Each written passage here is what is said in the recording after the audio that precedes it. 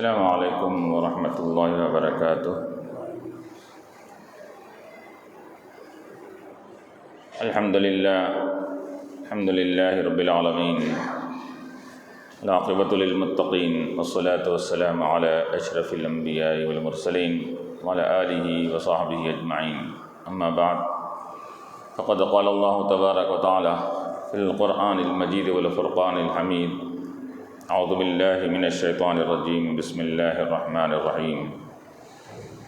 اولم ينظروا في ملكوت السماوات والارض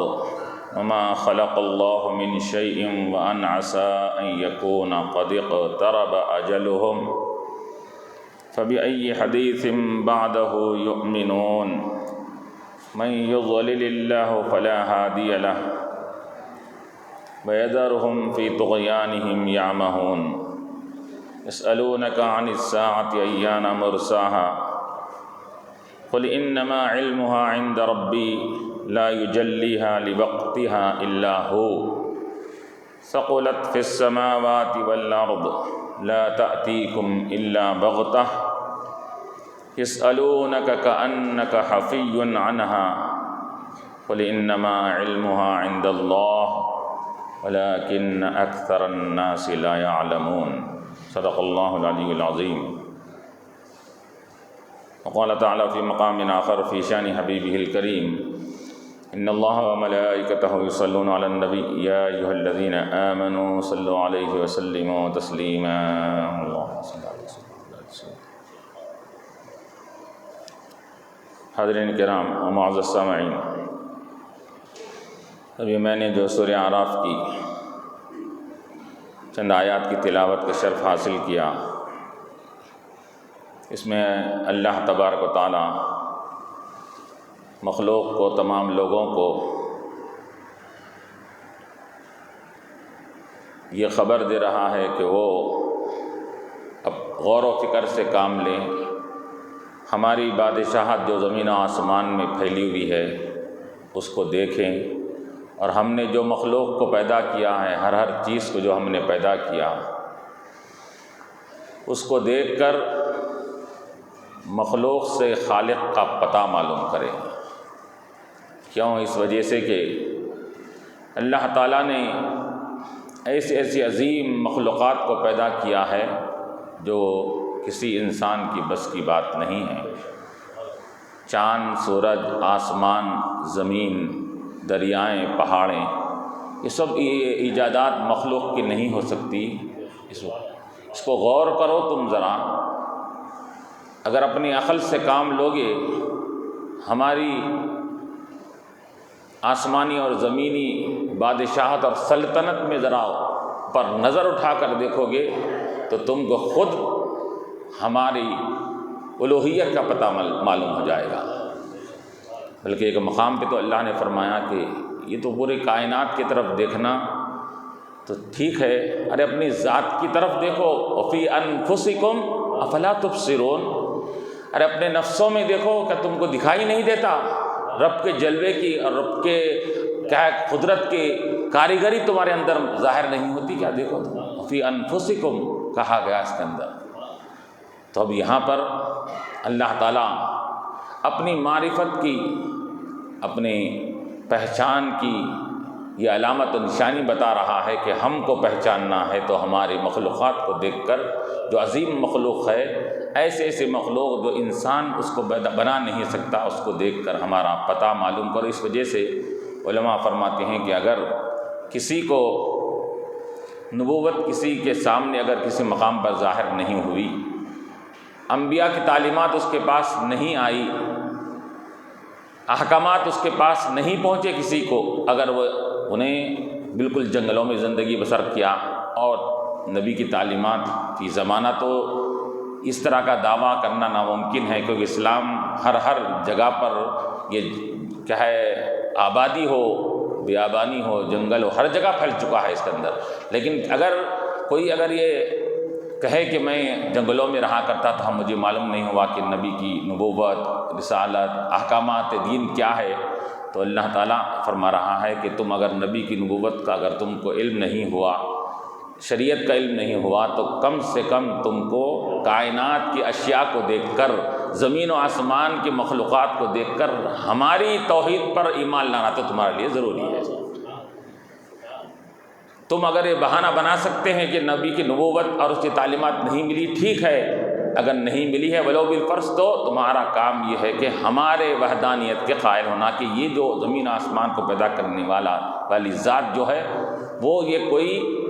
عام مخلوق نہیں ہو سکتی، وہ ایسی ذات ہے جو الوہیت میں یکتا ہے، بالکل تنہا ہے، واحد ہے۔ اس بات کا توحید کا تم کو اعتراف کرنا لازم اور ضروری ہے۔ اب یہاں پر وَلَمْ يَنْظُرُوا، کیا وہ لوگ دیکھتے نہیں ہیں فی ملکوت السماوات والارض، زمین و آسمان کی بادشاہت اور سلطنت میں ہماری نہیں دیکھتے، غور و فکر نہیں کرتے؟ یہاں پر اب اس سے پہلے آیت میں دیکھیے اولم یتفکروا کہا گیا گزشتہ آیت میں، اور وہاں پر ذکر تھا نبی کی پہچان کا۔ نبی کی پہچان اور معرفت حاصل کرنا ہے تو نبی کی زندگی، تعلیمات، ان کے اقوال، ان کے افعال، ان کے سمان حیات میں تو معلوم کرو تو ان کی نبوت خود بخود تم کو معلوم ہو جائے گی۔ تو اللہ نے اس سے پہلے کی آیت میں فرمایا اولم یتفکروا، کیا لوگ غور و فکر نہیں کرتے؟ کس میں؟ قرآن میں اور قرآنی تعلیمات میں، نبی کی زندگی میں، نبی کے معجزات میں، نبی کے اقوال میں، نبی کے احوال میں کیا غور و فکر نہیں کرتے کہ وہ کیا کہہ رہے ہیں ما بصاحبہ من جنہ؟ یہ کہہ کر اللہ نے بیان فرما دیا کہ اگر تم غور و فکر کرتے ہمارے نبی کی زندگی میں، ان کے اقوال اور افعال میں غور کرتے تو تم یہ جو باتیں اپنے زبان سے بیہودہ نکال رہے ہو کہ وہ مجنوں ہیں، دیوانے ہیں، ساحر ہے، جادوگر ہے، یہ بات نہیں کہہ پاتے۔ جس طرح یہ نبی کی ذات میں نبی کی نبوت کو پہچاننا ہے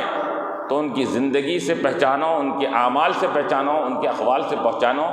کہ ان کے اقوال اور افعال سے، ان کی زندگی سے ان کی نبوت کا پتہ ملتا ہے۔ جس طرح کے کائنات کی اشیاء کو دیکھنے سے ہمارا پتہ ملتا ہے، تو معلوم یہ ہوا کہ اللہ تعالیٰ نے پہلے لم یتفکروا کہہ کر نبی کی معرفت پہلے دلوائی،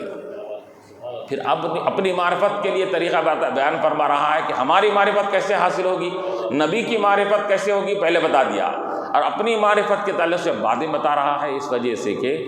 نبی کو ماننے والے کے لیے اللہ کا ماننا اس کے لیے آسان ہو جاتا ہے۔ جو نبی کو نہ مانے وہ اللہ کو نہیں مان سکتا، اس کے اندر ہے۔ اس وجہ سے اللہ نے فرمایا کہ پہلے تم ہمارے نبی کو مان لو، ان کی نبوت کو مان لو،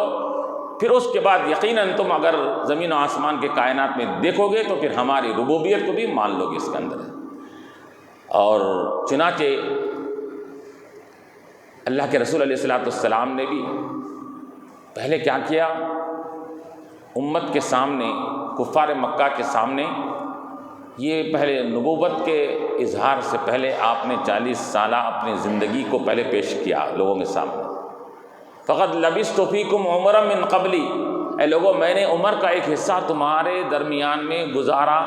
تم میرے نشیب و فراز سے واقف، میرے زندگی سے واقف، میرے حضر اور سفر سے واقف، میرے اندرونی ظاہری باطنی ہر تمام چیزوں سے واقف ہو تم لوگ، تو تم میری زندگی تمہارے سامنے بالکل کھلی کتاب کی طرح رکھی ہوئی ہے، تو کیا میری اس زندگی کو دیکھ کر تم میرے اس دعوے کی تصدیق نہیں کر سکتے جو میں نبوت کا دعویٰ کر رہا ہوں؟ تو معلوم یہ ہوا کہ حضور علیہ السلام نے بھی اپنے نبوت کے اظہار کے لیے اپنی زندگی کو پیش کیا۔ میری زندگی دیکھو، زندگی دیکھ کر میرے نبوت کو تسلیم کرو، میری نبوت اور رسالت کو مانو اس کے اندر۔ کیوں؟ کیونکہ ایسی نکھری ہوئی زندگی، ایسی خالص اور پاک ستھری زندگی یہ عام آدمی گزار نہیں سکتا۔ تم اس بات کا اعتراف کرتے ہو تو معلوم یہ ہوا کہ یہ پاک اور ستھری ہوئی زندگی اللہ نے کس کو دیتا ہے؟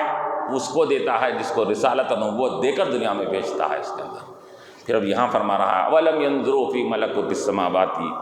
تو اللہ تعالیٰ نے بھی یہاں پہلے آیت میں حضور کی معرفت، پھر اپنی معرفت کا ذکر فرما رہا۔ کیا وہ غور نہیں کرتے؟ انہوں نے غور نہیں کیا زمین و آسمان کی، ملکوت السماوات والارض، زمین و آسمان کی سلطنت اور بادشاہت میں۔ ملکوت کا لفظ آیا ہے، ملک ایک ہوتا ہے، ملکوت ایک ہوتا ہے۔ ملک بھی بادشاہت کو کہا جاتا ہے لیکن عام بادشاہت اور سلطنت کو ملک بولتے ہیں، خصوصی عظیم سلطنت اور بادشاہت کو ملکوت کہا جاتا ہے۔ ایک رحمت ہوتی ہے اور ایک رحموت بولتے ہیں اس کے اندر، تو اس کے معنی مبالغے کے معنی آتے ہیں۔ اللہ کی خوب رحمت فرمانے کو کیا ہے، جیسا کہ کیا ہے جبرن، ایک ہے جبروت، ایک ہے اس کے اندر جبر کے معنی بھی کیا ہے نافرمانوں پر قہر کرنے والا، جبروت معنی زیادہ قہر کرنے والے کے لیے، تو یہ واو تا جب آتا ہے تو مبالغے کے معنی ہوتے ہیں۔ تو یہاں ملک نہیں کہہ کر اللہ نے ملکوت فرمایا،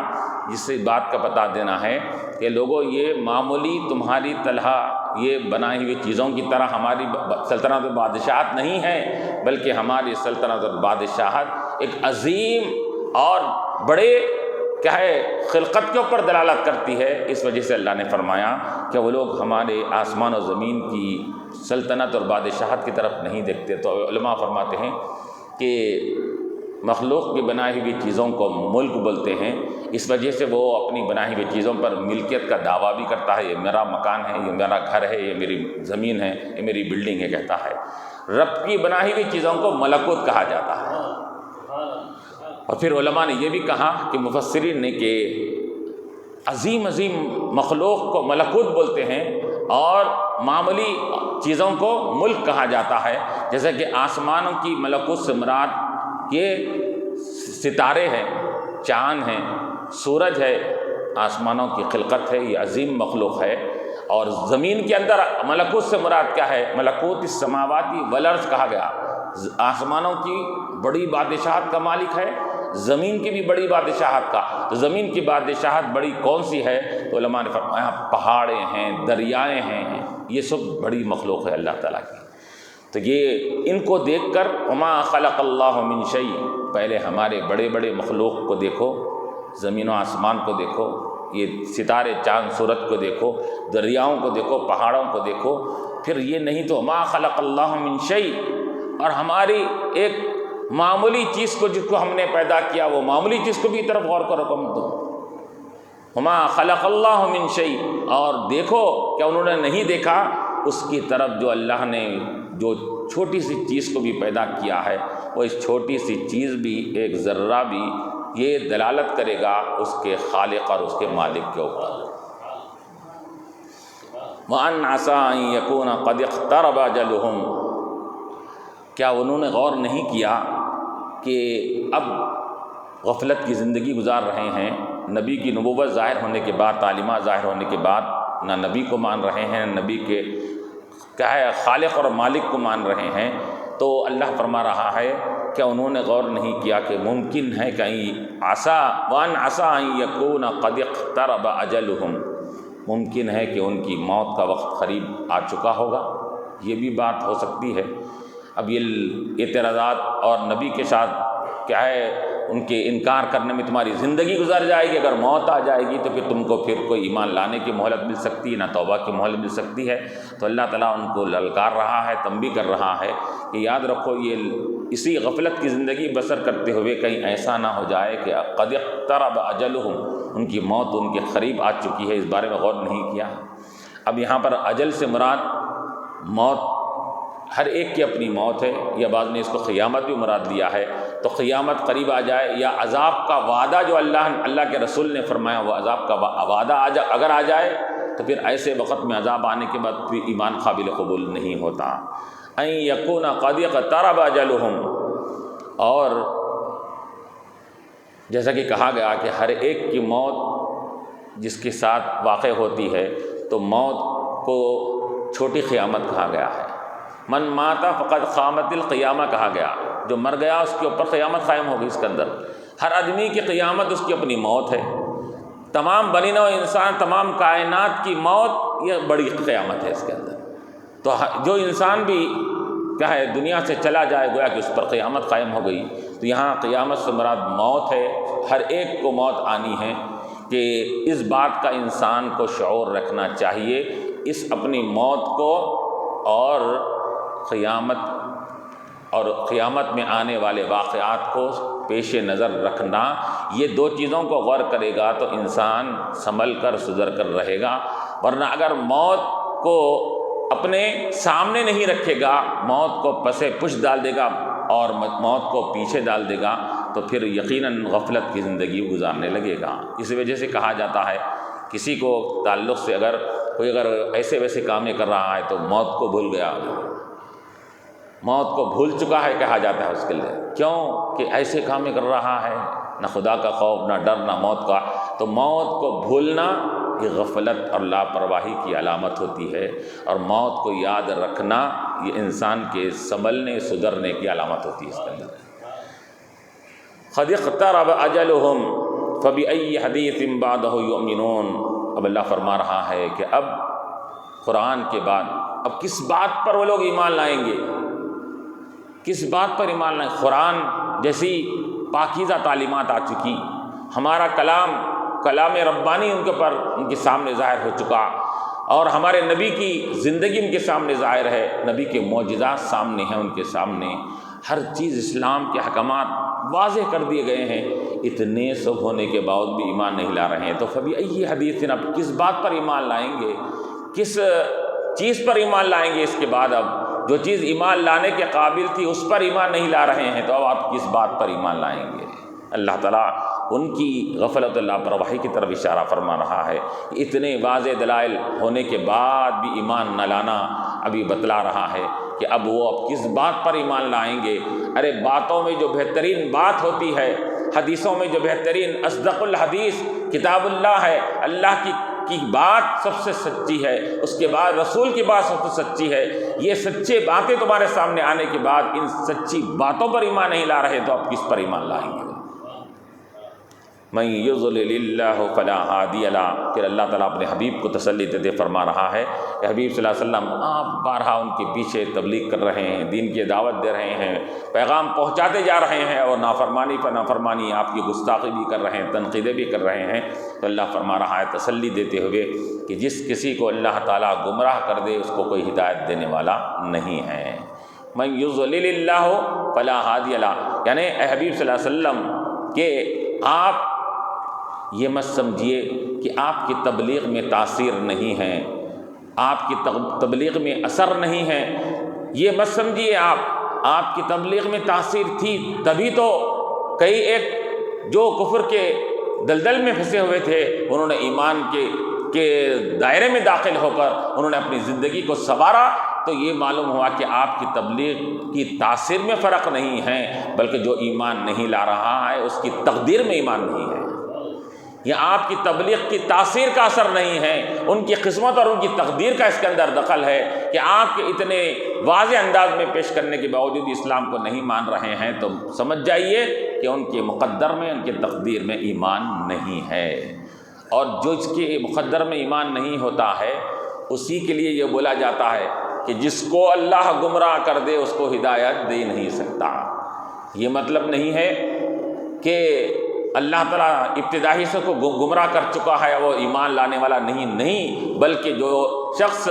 ایمان لانے کا جس کے اللہ تعالیٰ کے علم میں کوئی امید نہیں ہے، کوئی توقع نہیں ہے، تو اللہ تعالیٰ اس کو اسی راستے پر لگا دیتا ہے، تو اس کے معنی ہوتے ہیں اللہ نے اس کو گمراہ کیا اس کے اندر۔ اب مثال کے طور پر مارنے والا اللہ کی ذات ہے، موت دینے والا اللہ کی ذات ہے، یحیی و یمیت، زندہ بھی وہی کرتا ہے، مارتا بھی وہی ہے، لیکن اگر کسی نے اپنے گلے پر چھری چلا دی، چھری رکھی، تو اللہ تبارک و تعالیٰ اس کی چھری رکھنے کی وجہ سے موت کا حکم اس کے اوپر نافذ فرماتا ہے، تو معلوم یہ ہوا چھری تو وہ چلا رہا ہے، موت دینے والا وہی ہے اس کے اندر۔ جب تک کہ موت کا حکم وہاں سے صادر نہیں ہوتا، جب تک اب یہ کوئی یہ کہیں گے کہ کیا ہے اللہ نے مارا اس کو، تو اب لوگ کہیں گے کہ ہم نے تو دیکھا اپنے ہاتھ سے انہیں چھری لگا کر چاقو سے اپنے آپ کو مار لیا، تو بظاہر یہ معلوم ہو رہا ہے، لیکن اللہ کو معلوم تھا کہ یہ ایسے ہی موت مرے گا، اللہ نے اس کو اسی طرح موت اس کے اوپر واقع فرمائی۔ اسی طرح جو ہدایت کی طرف آ نہیں سکتا، گمراہی میں رہے گا، اللہ تعالیٰ گمراہی کا اسٹیمپ اس کے اوپر لگا دیتے ہیں کہ وہ زندگی بھر گمراہی پر رہے گا۔ تو یہاں قصور اللہ کا نہیں، یہاں قصور بندے کا ہے، نافرمانی اور سرکشی کرنے والے کا قصور ہے۔ جس طرح کے چھری گلے پر رکھ کر چلانے والا والے کو موت اللہ ہی دیا کہتے ہیں، لیکن قصوروار کس کو ٹھہرا کرتے ہیں کہ یہ اس شخص کو کہتے ہیں کہ انہیں اپنی زندگی کو کیا ہے داؤ پہ لگا لیا، خود بخود خودکشی کر کے مر گیا، حرام موت مرا اس کو کہا جاتا ہے۔ موت اللہ کی دی ہوئی ہے، لیکن اب نسبت یہاں کی جاتی ہے۔ اسی طرح گمراہی اللہ کی ہے، گمراہ کرنے والا اللہ ہے، لیکن اس کی اپنے کرتوتوں کی بنیاد پر اللہ تعالیٰ اس کو گمراہ کیا، تو معلوم ہوا گمراہی یقیناً اللہ کی طرف سے ہے، لیکن وہ ذریعہ کیا بنا؟ تمہارے کرتوت، تمہاری غفلت، تمہاری لاپرواہی، تمہاری سرکشی بنی اس کے اندر۔ تو من یضلل اللہ فلا ہادی لہ ویذرہم فی طغیانہم یعمہون، اور اللہ تعالیٰ ان کو، ایسے لوگوں کو جس کو گمراہ کر دیتا ہے، ایسے لوگوں کو ان کی سرکشی میں سرگردان چھوڑ دیتا ہے۔ یذرہم چھوڑ دیتا ہے ان کو، فی طغیانہم ان کی سرکشی میں، یعمہون کہ اسی سرکشی میں سرگردان اور اسی میں منہمک اور اسی میں لگے ہوئے رہتے ہیں، سرکشی کرتے ہوئے اس کے اندر۔ جیسا کہ ہم دیکھتے ہیں کہ اس کے اندر گناہوں کی زندگی میں پھنسا ہوا ہے، اسی میں پھنسا ہوا رہتا ہے اس کے اندر، اس سے وہاں سے نکلنے کا نہ اس کو سوچ فکر ہوتی ہے، نہ اس کو وہاں سے نکلنے کی کوئی صورت اس کو بظاہر معلوم ہوتی ہے، تو اللہ تعالیٰ اس کو وہی سرکشی کے کاموں میں چھوڑ دیتا ہے، سرگرداں کر دیتا ہے۔ تو سرگرداں جب ہوتا ہے، پریشان پھرتا ہے، تو معلوم یہ ہوا کہ یہاں سرگرداں اللہ تعالیٰ اس کو چھوڑ دیتا ہے، تو معلوم یہ ہوا کہ وہ سرکشی تو کرتا ہے، نافرمانی تو کر رہا ہے، لیکن اطمینانی کیفیت، سکون قلبی اس کو حاصل نہیں ہوتا۔ وہ اپنی سرکشی میں سرگرداں ہیں کہ پریشان ہیں، حیران ہے، کبھی ادھر جا رہا، کبھی ادھر جا رہا، کبھی وہ گناہ کر رہا، کبھی یہ گناہ کر رہا، کبھی وہ حرام کام کرنے کو جا رہا، کبھی یہ حرام کرنے کو جا رہا، اور کبھی اس کا مال لوٹنا، اس کا مال لوٹنا، اسی سرگردانی میں پھرتا ہے۔ معلوم ہوا کہ سرکشی انسان کو سرگرداں کرتی ہے، اور اللہ کا ذکر انسان کو اطمینان قلبی پیدا فرماتا ہے۔ اس کے اندر ذکر سے اگر کوئی پیچھا چھڑا کر سرکشی میں چلے جاتا ہے تو پر ہمیشہ سرگرداں کسے بولتے ہیں؟ ارے ایک دیوانوں کے ساتھ پھر رہا ہے، بس ایک مہو ہے اپنے میں، ایک زندگی گزار رہا ہے ایک دیوانوں کی طرح، بس دن رات وہی ہے، دنیا کے پیچھے پھرا ہوا ہے، سرگرداں ہے، اسی کے پیچھے منہمک ہے، اسی کے پیچھے لگا ہوا ہے۔ تو معلوم یہ ہوا کہ وہ منہمک رہنے کے باوجود اس کو سکون قلبی حاصل نہیں ہے، لیکن اس کے برخلاف کسی کے پاس دنیا نہیں، دولت نہیں، جاہ و حشم نہیں، لیکن اس کے باوجود اللہ کا ذکر اس کے پاس اگر موجود ہے تو وہ اطمینان قلبی جو اس کو حاصل ہوتی ہے وہ اس کو حاصل نہیں ہوتی۔ تو اللہ فرما رہا ہے کہ ایسے لوگوں کو ہم سرگرداں پھیر دیتے ہیں، چھوڑ دیتے ہیں، وہ سرکشی میں منہمک اور مبتلا رہتے ہیں۔ یسألونک عن الساعۃ ایان مرساها، پھر اب اللہ تعالیٰ یہاں پر جیسا ابھی کہا میں کہ موت کو چھوٹی قیامت بولتے ہیں، تو جب چھوٹی قیامت کا ذکر آیا تو اللہ بڑی قیامت کا ذکر فرما رہا ہے۔ وہ آپ سے سوال کرتے ہیں الساعہ، قیامت کے بارے میں سوال کرتے ہیں کہ کب واقع ہونے والی ہے، اس کا وقوع کب ہوگا، اس کے بارے میں۔ تو گویا کہ اللہ تعالیٰ یہاں پر ابتدائی آیات میں کہ موت کا ذکر فرمایا کہ موت یہ چھوٹی قیامت ہے، اب یہاں پر بڑی موت کا ذکر فرما رہا ہے، اور دوسری یہ کہ قد اقترب اجلہم کے ذریعے سے موت کا ذکر تھا اس کے اندر، اور یہ بھی کہا جا رہا ہے کہ یاد رکھو لوگو، اگر تم کو موت نہیں آئی تو موت میں اگر تاخیر بھی ہو جائے تو قیامت کی گھڑی تم کو موت سے بچا نہیں سکتی۔ اس کے اندر یسألونک، وہ سوال کرتے ہیں آپ سے، عن الساعۃ، قیامت کے بارے میں۔ ساعت یہ قیامت کو کہتے ہیں۔ قیامت کے بہت سے نام قرآن میں بھی آئے ہیں، حدیث میں بھی آئے ہیں۔ اقتربت الساعہ، قیامت قریب آ چکی ہے۔ الحاقہ قیامت کا نام، القاریہ قیامت کا نام، یہ اس قسم کے کئی ایک نامیں قرآن کے اندر حدیث کے اندر آئے ہیں۔ تو ساعت کسے کہتے ہیں؟ ساعت ایک گھنٹے کو کہتے ہیں، ایک گھڑی کو کہتے ہیں۔ ساعت کے معنی ہوتے ہیں فی الساعۃ الخامسہ، 5 بجے عربی میں بولا جاتا ہے۔ الساعہ واحدہ، 1 گھنٹہ۔ تو ساعت کے معنی گھنٹے کے بھی آتے ہیں، اور ساعت کے معنی ایک گھڑی کے بھی آتے ہیں، 1 سیکنڈ اور 1 منٹ کے بھی آتے ہیں۔ تو قیامت کو یہ گھڑی سے، 1 سیکنڈ 1 منٹ سے کیوں تشبیہ دیا گیا تو بتا رہے ہیں علماء مفسرین نے کہا کہ قیامت کی گھڑی رونما ہونے کے لیے، ظاہر ہونے کے لیے یہ مہینوں دنوں نہیں لگیں گے، سیکنڈ میں قیامت طاری ہو جائے گی، برپا ہو جائے گی، آنن فانن میں سیکنڈوں کے اندر پوری دنیا تباہ و برباد ہو جائے گی اس کے اندر۔ اس وجہ سے اس کو بولے کہ وہ گھڑی سیکنڈوں والی گھڑی، وہ قیامت جو سیکنڈوں میں واقع ہونے والی ہے اور اس کے واقع ہونے کے لیے کئی عرصہ اور زمانہ دراز لگنے والا نہیں ہے، اس وجہ سے اس ساعہ کہا گیا۔ تو وہ سوال کرتے ہیں قیامت کے بارے میں، ایان مرساہا، کہ کب یہ واقع ہونے والی ہے۔ اب اس تعلق سے دو روایتیں آئی ہیں شان نزول کے تعلق سے حدیث میں، کہ قریش، سرداران قریش کی ایک جماعت حضور علیہ الصلوۃ والسلام کے پاس آئی، اور جن میں قریش چونکہ قبیلہ حضور سے خاندان سے ملتا ہے، اس کے اندر وہ قبیلے کے رشتہ دار بھی اس کے اندر تھے، اگرچہ کہ ایمان نہیں لائے تھے، تو لوگ آ کر کہنے لگے کہ یا محمد صلی اللہ علیہ وسلم، ہم آپ کے رشتہ دار ہیں، ہم آپ کے عزیز و قریب ہیں، ہمارا تعلق خاندانی اعتبار سے آپ کے بہت قریب ہے، تو آپ ہمیشہ قیامت کے بارے میں کہتے ہیں، صرف آپ، ہم چونکہ رشتہ دار ہونے کے لحاظ سے ہم آپ سے پوچھتے ہیں کہ بتائیے کس وقت آنے والی ہے، وہ کون سے سن میں آئے گی، کون سے مہینے میں آئے گی، کون سے وقت پہ آئے گی، ہم کو اس کو اطلاع دیجیے اس کا۔ تو فوراً یہ آیت نازل ہوئی، یسألونک عن الساعۃ، کہ وہ قیامت کے بارے میں آپ سے سوال کرتے ہیں تو کب واقع ہونے والی ہے۔ اور ایک روایت میں آتا ہے کہ دو یہودی آئے تھے، آ کر انہوں نے کہا تھا کہ قیامت کے بارے میں، حالانکہ جھوٹا پروپیگنڈا کرتے ہیں، ہم کو معلوم ہے قیامت کب آئے گی، ہم یہودی ہیں، آپ تو نبی ہیں آخر الزماں، تو پھر اگر آپ نبی آخر الزماں ہیں تو بتائیے قیامت کب ہوگی واقع۔ وہ دو یہودی آ کر کہنے لگے، تو فوراً حضور ایسا خاموشی اختیار کیے، یہ جبرائیل علیہ السلام وحی لے کر آئے کہ فرما دیجئے قل انما علمها عند ربی، فرما دیجئے کہ اس کا علم میرے رب کے پاس ہے۔ ایان مرساہا، کب قائم ہوگی، انہوں نے سوال کیا، تو اللہ تعالیٰ نے فرما دیا کہ حبیب صلی اللہ علیہ وسلم آپ ان سے کہہ دیجئے کہ انما علمها، قیامت کا علم میرے رب کے پاس ہے۔ تب رب کے پاس ہے تو معلوم یہ ہوا کہ رب کے پاس قیامت کا علم ہے، اور اللہ تعالیٰ نے اس کا علم اپنے پاس رکھا ہے،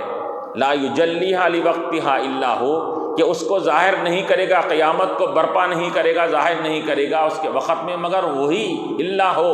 جب قیامت قائم ہوگی تو وہی اللہ تعالیٰ تبارک و تعالیٰ قیامت کو ظاہر کرنے والا ہوگا۔ کوئی نہ قیامت کو ظاہر کر سکتا ہے، برپا کر سکتا ہے، نہ قیامت کب ہوگی اس کے تعلق سے بول سکتا ہے اس کے اندر۔ تو اب یہاں پر علماء فرماتے ہیں کہ تو اب یہاں پر بعض علماء نے یہ بھی کہا کہ حضور کو بھی اس کا علم نہیں دیا گیا، قیامت کا علم، بعض کہتے ہیں، بعض جو محقق علماء ہوتے ہیں اور جو صوفیہ کرام ہیں، انہوں نے کہا کہ قیامت کا علم اللہ تعالیٰ نے حضور پاک علیہ السلام کو عطا فرمایا تھا، لیکن اس کے اظہار کرنے کا حکم نہیں دیا گیا تھا۔ علم تو دیا گیا تھا لیکن اس کا اظہار مت کریں آپ، اس کے اندر حکمت اور مصلحت ہماری اسی میں ہے کہ اس کا اطلاع لوگوں کو نہ دی جائے۔ کیوں؟ اس وجہ سے کہ قیامت کے بارے میں بول دیں گے، مثال کے طور پر کہ کسی کو یہ بولے کہ تم 8 دن میں مرنے والے ہیں، اب اللہ اللہ شروع کر دیتا اس کے اندر، اللہ محالہ، اب 8 دن باقی رہ گئے، جو بھی منا لو اللہ کے بول گئے، تو پھر اب سب چیز چھوڑ چھاڑ کے اپنے شروع کر دیتا اس کے اندر، مرنے والے ہیں۔ تو اسی طرح اگر بولے قیامت فلاں گھڑی آئے گی، اگر بولے کہ 100 سال کے بعد آ گئی، چلو اب زندگی گزارنے والے 100 سال باقی ہے، اطمینان سے گل چھڑے اڑاؤ، گل مزے اڑاؤ اس کے اندر، ابھی تو بہت زمانہ باقی ہے اس کے اندر، اب تو نہیں آنے والی، اپنے اولاد پہ آئیں گی، وہ اپنے کو تو نہیں آتی ہے۔ تو دو طرف سے بھی نقصان اس کے اندر ہے۔ تو یہاں پر علماء فرماتے ہیں اللہ تعالیٰ نے حضور پاک علیہ الصلوۃ والسلام کو علم دیا، کیوں کہ یہاں پر میرے رب کے پاس اس کا علم ہے، یہ اللہ کے رسول نے فرمایا، یہاں پر یہ نہیں کہا کہ مجھے علم نہیں دیا گیا، حضور نے یہ نہیں فرمایا اس کے اندر۔ میرے رب کے پاس علم ہے تو میرے رب نے مجھ کو تمام کائنات کا علم، قیامت تک کے ہونے والے چیزوں کا علم دے دیا گیا، تو اس میں قیامت بھی شامل ہے نہیں اس کے اندر۔ وَعَلَّمَكَ مَا لَمْ تَكُنْ تَعْلَمْ، آپ کو وہ چیزیں عطا کیا، وہ علم دے دیا جو آپ پہلے نہیں جانتے تھے۔ بلکہ یہاں تک کہ حضور پاک علیہ الصلوۃ والسلام نے ایک مرتبہ فرمایا کہ بتاؤ تم لوگ کیا کیا سوال کرنا چاہتے ہو، قیامت تک کے کیا کیا چیزیں پوچھنا چاہتے ہو، پوچھو مجھ سے، میں تم کو بیان کر دوں گا۔ دوسری بات یہ کہ حضور پاک علیہ الصلوۃ والسلام نے قیامت کی نشانیاں واضح طور پر بیان فرما دی کہ قیامت سے پہلے یہ ہوگا، یہ ہوگا، یہ ہوگا، یہ چیزیں نشانیاں بالکل، یعنی قیامت کے قائم ہونے سے بالکل ذرا پہلے تک کے نشانیاں حضور نے بیان فرما دی۔ علامتیں بیان فرما دی اس کے اندر۔ تو علماء فرماتے ہیں کہ اصل چیز کا علم جو ہوگا اس کی علامتوں اور اس کے سائن اور نشانی کا علم اس کو ہوگا اس کے اندر۔ چار مینار اگر کسی کو معلوم نہیں لیکن کیا ہے چار مینار کا پتہ بتا رہا ہے، تم ادھر سے جاؤ، ادھر سے شالی بڑھنا، اس کے آگے بڑے پنچ محلہ ہے، وہاں تک کیا علم پہنچ جاؤ، چار مینار مل جائے گا۔ تو نشانیاں کون بتائے گا؟ چار مینار کا علم جس کو ہوگا وہ نشانیاں بھی بتلائے گا۔ حضور کو اگر قیامت کا علم نہ ہوتا تو نشانیاں کیسا بتاتے اس کے اندر؟ معلوم ہوا کہ حضور پاک علیہ الصلوۃ والسلام کو قیامت کا بھی علم دیا گیا تھا، لیکن اظہار کرنے کا حکم نہیں تھا۔ آپ اظہار مت کریں کیونکہ ہماری حکمت اسی میں ہے۔ ثقلت فی السماوات والارض، اب ہوا ایک حدیث میں یہ بھی آیا کہ حدیث جبرائیل جو مشہور ہے، جبرائیل علیہ السلام آئے تھے، آ کر انہوں نے کہا تھے قیامت سوالات کرے تھے، مل ایمان مل اسلام، آ کے سوال کرے تھے حضور سے، حضور سب جواب دیے۔ اس پھر کہا ہے کہ قیامت کب قائم ہوگی؟ تو حضور نے کیا فرمایا کہ اے جبرائیل، قیامت کے بارے میں جتنا تم جانتے ہو میں بھی اتنا ہی جانتا ہوں، تم سے بڑھ کر میں نہیں جانتا۔ تو اس سے علماء فرماتے ہیں کہ قیامت کے بارے میں تم کو اگر علم بھی دیا بھی گیا ہے تو اللہ کا حکم ہے کہ اس کا اظہار نہیں کرنا، تو تم کو بھی معلوم اظہار نہیں کرنا، میرے کو بھی وہی معلوم اظہار نہیں کرنا، پھر مجھ سے کیوں پوچھ رہے ہو اس کے اندر؟ تو اس سے بھی معلوم ہو رہا کہ اللہ کے رسول علیہ الصلوۃ والسلام کو قیامت کا علم دیا گیا تھا۔ اور ایک بات ہوئی، دوسری بات یہ ہے کہ ہر چیز حضور پاک علیہ الصلوۃ والسلام کو جب عطا کر دی گئی، ہر علم دے دیا گیا، یہاں تک کہ اللہ تبارک و تعالیٰ نے سب سے بڑی غیب، قیامت بھی غیب میں آتا نہیں آتا، جنت دوزخ وغیرہ سب غیب ہے، قیامت بھی غیب کا علم ہے اس کے اندر کہ غیب کی چیز ہے اس کے اندر۔ تو اللہ تبارک و تعالیٰ نے معراج کی رات میں اللہ نے سب سے بڑا غیب جس پر ہم کو ایمان لانا، اولین ہمارا تقاضا اللہ پر ایمان لانا یہ سب سے پہلے ضروری ہے۔ آمنت باللہ و ملائکۃ، بات کی چیزیں جو غیب ہے وہ بات کی ہیں، پہلے سب سے پہلے اللہ پر ایمان لانا ہے۔ تو معلوم یہ ہوا کہ اللہ تعالیٰ نے حضور پاک علیہ الصلوۃ والسلام کو معراج کے موقع پر آسمانوں پر بلا کر، لامکان بلا کر اپنے دیدار سے مشرف فرمایا، اپنے آپ کو نہیں چھپایا، تو مخلوق میں سے کسی شے کو کیسا چھپائے گا اللہ تعالیٰ؟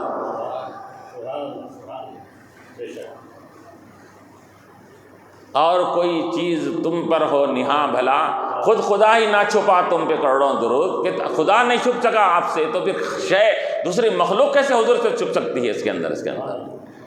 تو یہ لا یجلیھا لوقتھا الا ہو، ثقلت فی السماوات والارض، کہ یہ قیامت کی گھڑی بڑی بھاری ہے زمین و آسمان میں۔ بھاری گھڑی کیوں ہے؟ ایک تو خبر بھی بھاری ہے، ان النبأ العظیم، بڑی خبر کے بارے میں لوگ سوال کرتے ہیں قیامت کے بارے میں، بڑی بھی ہے خبر اور ہولناک بھی ہے، اور بڑی خبر بھی ہو، ہولناک بھی ہو، اور اس کے آنے کے بارے میں معلوم نہ ہو تو اور ہولناک کی بڑھ جاتی اس کے اندر ہے۔ ایک چیز خطرناک بہت ہی ڈراؤنی آپ کے پاس آنے والی ہے، یہ سچ پہلے ہیبت ہوگی اس کے اندر، پھر کب آئے گی وہ نہیں بول سکتے، اور ہیبت چالی ہوتی ہے، ہیبت ناک ڈرانی خوفناک چیز آنے والی ہے، آپ نے کہہ دیا، پھر کہہ دیا کہ کب آئے گی، تو کہا کہ وہ کب آئے گی اس کا نہیں بولا جا سکتا، تو آدمی انسان اس کی کیا معلوم، اس کی ڈرانے پن میں اور اضافہ ہو جاتا ہے اس کے اندر۔ تو اللہ فرما رہا ثقلت فی السماوات والارض، کہ یہ قیامت کی گھڑی بڑی ہولناک گھڑی، ثقیل اور بھاری گھڑی ہے آسمان اور زمین میں، لا تأتیکم الا بغتہ، وہ نہیں آئے گی مگر اچانک آ جائے گی، وہ گھڑی اچانک آ جائے گی، لا تأتیکم الا بغتہ، اچانک تم پر آ جائے گی۔ اب یہاں تم پر سے مراد بتا رہے ہیں کہ اس وقت قیامت سے قریب میں رہنے والوں کے تعلق سے بولا گیا، اور بلکہ قیامت کب آئے گی؟ قیامت اس وقت آئے گی جب روئے زمین پر کوئی اللہ اللہ بولنے والا نہیں رہے گا۔ تو معلوم ہوا کہ ایمان والوں پر قیامت نہیں آئے گی، ایمان والے سب ختم ہو جائیں گے، صرف کافر مشرک وغیرہ رہیں گے اس کے اندر، ایمان والے سب دنیا سے رخصت ہو جائیں گے، اللہ اللہ بولنے والا کوئی نہیں رہے گا، اس وقت قیامت آئے گی۔ اور پھر حضور پاک علیہ الصلوۃ والسلام نے حدیث میں اس کی طرف اشارہ فرمایا، بلکہ یہاں تک کہ حضور علیہ الصلوۃ والسلام نے، علماء فرماتے ہیں کہ قیامت کا علم نہیں ہے سوال ہے، ایسی علامتیں بیان فرما دی۔ حضور نے فرمایا کہ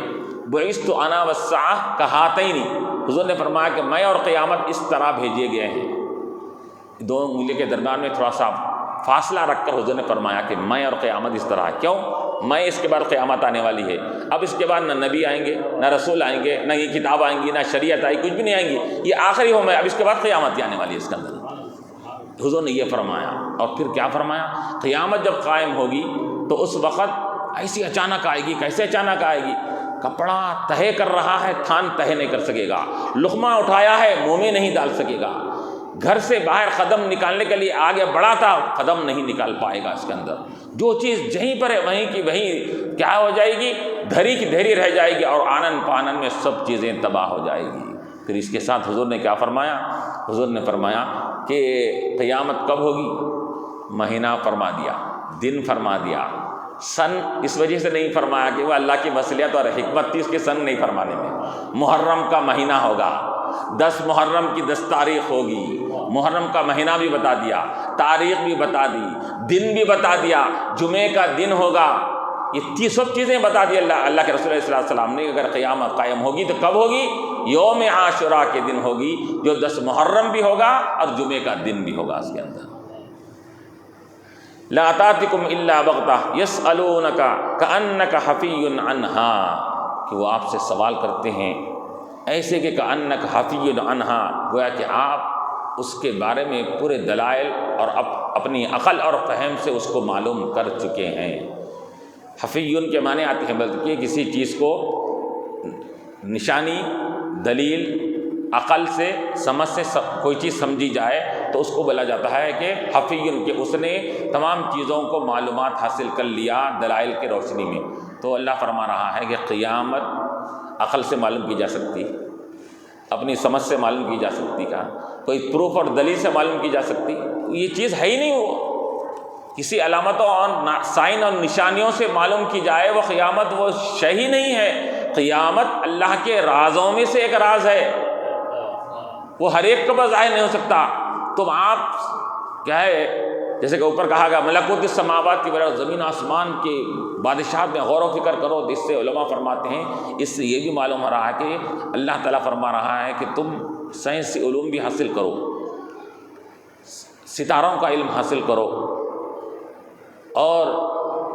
چاند کی رفتار کا، سیاروں کی گردش کا، یہ سب چیزیں معلوم کرو کہ زمین آسمان کے ملکوت میں یہ سب چیزیں داخل ہوگی اس کے اندر. تو ہر علم تمہارے لیے یہ بہتر اور خیر ہے. کب؟ وہ علم کے ذریعے سے وہ شے کے پیدا کرنے والے کو اگر تم اس کا علم حاصل کر رہے ہو، سائنس میں ترقی کر کر سائنس کا علم دینے والے کو اگر پہچان رہے ہو، تو یقیناً تمہارا یہ علم تم کو اللہ کے قریب کرنے والا بنے گا اس کے اندر. کیونکہ جو علم اللہ کے قریب پہنچانے والا ہے، جس کی معرفت سے اللہ کا قرب حاصل ہو رہا ہے، کہ یقیناً وہ علم بھی تمہارے لیے یہ خیر ہوگا، بہتری کا ذریعہ ہوگا اس کے اندر. تو یہاں پر بھی یہ سمجھ رہے ہیں کہ عقل کے ذریعے سے، دلیل کے ذریعے سے قیامت کو سمجھا جا سکتا ہے، نہیں سمجھا جا سکتا. یہ اللہ تعالیٰ نے یہ راز کے طور پر رکھا ہے. قل، آپ فرما دیجئے، علمھا عند اللہ، کہ یہ علم دلائل سے، عقل سے، سمجھ سے، اپنی صلاحیتوں اور اپنے ٹیلنٹ کے بنیاد پر علم یہ حاصل نہیں کیا جا سکتا. اگر ویسا کچھ ہوتا اگر، تو پھر آج یہ سائنس اور ٹیکنالوجی اپنے اعلیٰ مقام پر پہنچی ہوئی ہے. تو آج کوئی یہ کہہ سکتا ہے اس کے اندر کہ ہے فلاں قیامت فلاں وقت میں آنے والی ہے، کوئی دعویٰ نہیں کر رہا ہے اس کے اندر. اب یہ اٹکل بچوں باتیں تو کرتے ہیں اس کے اندر، قیامت کا ہے فلاں سال میں آئے گی، فلاں میں آئے گی، ابھی 100 سال ہے، 2 سال ہے، 1000 سال ہے، جو بھی ہے وہ اندازے کی باتیں ہیں. وہ یقینی طور پر یہ نہیں کر سکتا اپنے علم کی اور سائنس کی ترقی کی بنیاد پر، صلاحیت کی بنا پر کہ فلاں وقت میں قیامت آنے والی ہے. ہاں، البتہ جن بزرگان دین اولیاء اللہ نے اس کے بارے میں خبر دیا ہے، تو ان کو بھی کچھ آثار و قرائن سے ان کو چیز کا بعض علم ہوا، تو انہوں نے اپنے اس علم کے بنیاد پر جو اللہ کی طرف سے حضور کا عطا ہوا، حضور کے طرف سے اولیاء کو اگر عطا ہوا، تو انہوں نے اپنے وہ علم کے بنیاد پر انہوں نے کہا تو یہ علم یہ صرف اللہ کے پاس یہ خاص ہے، اس کو دنیاوی علوم کے ذریعے سے معلوم نہیں کیا جا سکتا. تو علمھا عند اللہ، آپ فرما دیجئے کہ دنیاوی علوم نہیں ہے کہ جس کے ذریعے تم قیامت کو معلوم کر سکو، بلکہ وہ اس کا علم اللہ کے پاس ہے، اللہ کے نزدیک ہے، کہ وہ اللہ تبارک و تعالیٰ کا ایک راز ہے. وَلَٰكِنَّ أَكْثَرَ النَّاسِ لَا يَعْلَمُونَ، لیکن اکثر لوگ اس بات کو جانتے نہیں ہیں، اور صرف اس کو ایک دوسرے چیزیں جو علم کے ذریعے پہچانے جاتے ہیں اس کو بھی علم کے ذریعے سے پہچان اور اس کی معرفت حاصل کرنے کے لیے کوشش کر رہے ہیں اس کے اندر. حالانکہ تم جو راستہ چل رہے ہو معلومات حاصل کرنے کے لیے، وہ راستے سے اس کا علم مل ہی نہیں سکتا تم کو. علم کے ذریعے سے تمہارے اپنی صلاحیتوں کے ذریعے سے مل ہی نہیں سکتا. تو اللہ فرما رہا ہے کہ لوگ اب کیا کر رہے ہیں اس کے اندر، اب یہ کہہ رہے ہیں کہ نبی کو آپ کو علم ہے تو بس ظاہر فرمائیے. آپ نے اگر اپنے عقل سے سمجھا ہے اس کے اندر، تو اللہ فرما رہا ہے عقل سے سمجھے جانے کا علم نہیں ہے. لیکن اکثر الناس لا یعلمون، اکثر لوگ اس بارے میں جانتے نہیں ہیں. نہ جاننے کی وجہ سے قیامت کے منکر بھی بن گئے، قیامت میں شک و شبہ کرنے والے بن گئے، اور قیامت میں شک و شبہ کرنے والا یہ خسارے اور گھاٹے میں ہوتا ہے اور غفلت کی زندگی گزارتا ہے. آخر دعوانا رب العالمین ربنا ظلمنا